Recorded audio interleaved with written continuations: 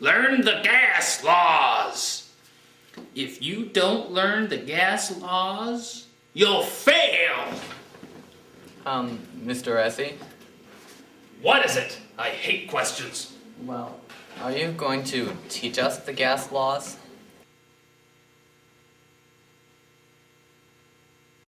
What a stupid question.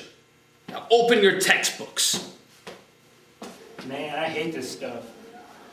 Yeah, why is Mr. Edgy so mean all the time? I hear he used to be a nice guy. I wonder if that's true. No talking. Guess not. I think I know someone who can help us out. Who?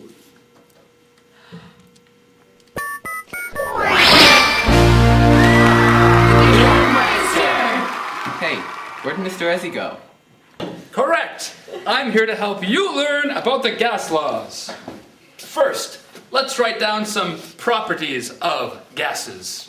Gases are compressible. They have low density. They can flow. They'll spread out in empty containers. They can pass through small openings. The kinetic energy of gas molecules is directly proportional to their temperature. Yes. Yes, that's right. These are all gas properties. I wasn't expecting you to know them already, but good. Good, we can move on from there. But can you tell me why gases have all these properties? Because they just do? Well, we can explain all these properties making just 5 basic assumptions. These 5 assumptions make up what is called kinetic molecular theory. The first assumption: all gas particles are in constant, rapid, random motion, so gas particles never stop moving. The second assumption: gas particles are relatively far apart from each other. This gives them the ability to be compressed and also helps explain their fluidity. That means it's really easy for them to fly past each other. The third assumption: these particles will collide with themselves or with the walls of a container. These collisions are thought to be elastic, which means there is no loss of momentum before to after the collision. Fourth, these collisions are actually what causes gas pressure. Finally, the kinetic energy of these particles is proportional to their temperature. That means if temperature increases, so does the kinetic energy. Remember that kinetic energy is the energy of motion. This is basically saying if the temperature increases, the particles will move faster. Any gas that obeys all of these assumptions is called an ideal gas. However, ideal gases don't really exist. Real gases don't have perfectly elastic collisions. However, these assumptions do a fairly good job of describing most gas behavior. Gee, Chemister, can you explain that last property a little bit better? Of course I can. Just look over there. Now, adding heat to Kelsey made her move faster. Molecules are the same way. When you heat molecules, it increases how fast they move. Since kinetic energy is the energy of motion, adding heat will increase kinetic energy. Oh, good example, Mr. Chemister. Okay, now to understand these gas laws, you need to understand what pressure is. Who can tell me what pressure is? Having Mr. Ezzy for a teacher? That's not funny. Mr. Ezzy works hard. Anyone else? Well, pressure is like force, right? Well, pressure isn't just force. Doesn't force have to be over an area? Couldn't have said it better myself. Here's a handy formula for pressure. Pressure is force over area, literally.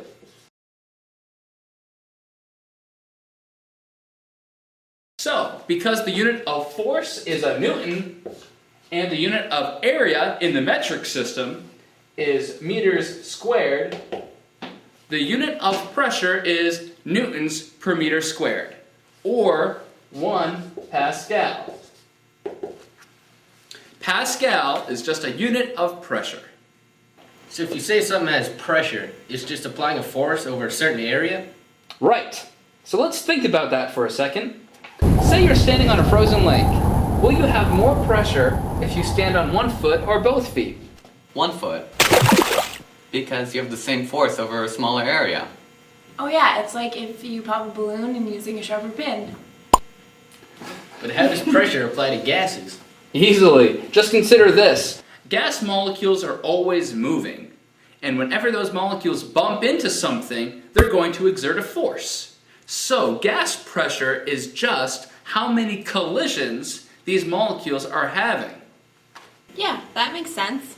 Good! You can help me illustrate another point. No, not again! Now you guys can help me illustrate how gas pressure works. Here's the rules of the game. Each of you is going to be like a gas molecule. That means you're in constant motion. Never stop moving. Now, if you happen to hit something, just change direction. But don't lose any speed, and don't gain any speed, and keep moving. Okay, good. Now tell me what causes gas pressure again? A poor diet. Ugh. How often we collide with something? Right. Now without changing your speed, what happens if I shrink the grid? I'm feeling a lot of pressure to Chemister. Exactly. As you can see, there are more collisions now because the molecules have less space to move around. Now, if we expand the grid, what happens? They're not hitting as often. Pressure must be going down. This is known as Boyle's law. If increases, volume decreases, or vice versa. This is shown mathematically as P equals 1 over V times C, where C stands for constant. Constant means anything that doesn't change. In this case, we assume that temperature and the number of molecules stays the same. Now, there is more than one way to change how many collisions these folks are having. We could, for example, can add molecules to the mix. With more molecules, we get more collisions. This is Avogadro's principle. Avogadro's law states that the number of molecules could affect both pressure or volume. If volume is held constant, then pressure will increase as the number of molecules increases. If pressure is held constant, then volume will increase as the number of molecules increase. Now let's add some heat to these molecules. Remember, when you heat things, they move faster. So if they move faster, there will be more collisions. This is known as Gay-Lussac's law.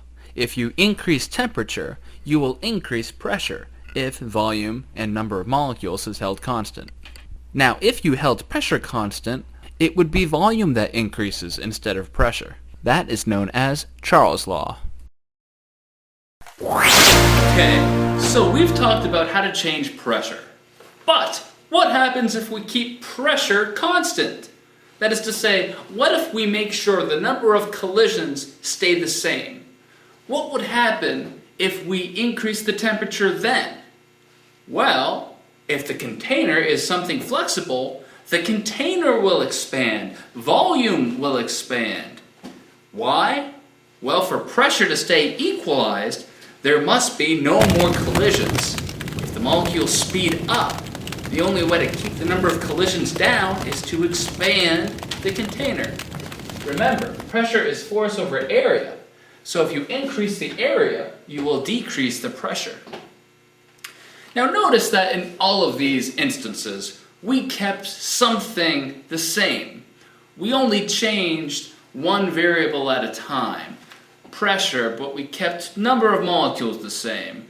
Or we kept volume the same. Or temperature. You don't know how to calculate changes in more than one of these at a time, yet. Chemister, is there a way we can combine all these laws? You bet! It's called the ideal gas law. Let's see what happens when we combine all these gas laws.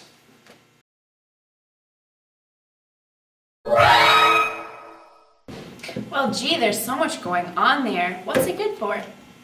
Well, I guess you can calculate anything that's missing, like maybe the number of moles or the pressure. You are correct, sir!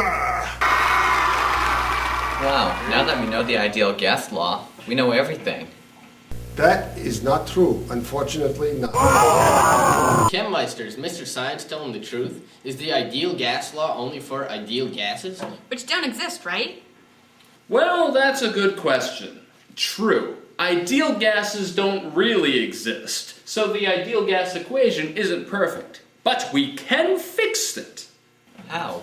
Look, time's up. What time? Bye. Well, I feel better about those gas laws now. Yeah, let Mr. Ezzy do his worst. Where is he? Oh, I have a feeling he'll show up right after the Chemister exits. What's with all this talking? Can't I leave you alone for 30 minutes? You know what, Mr. Ezzy? I think you're too hard on these kids. Oh yeah? Yeah? Well, why didn't you say so? Hey, who's up for candy and soda? Yeah! Well, forget it. No eating in the classroom.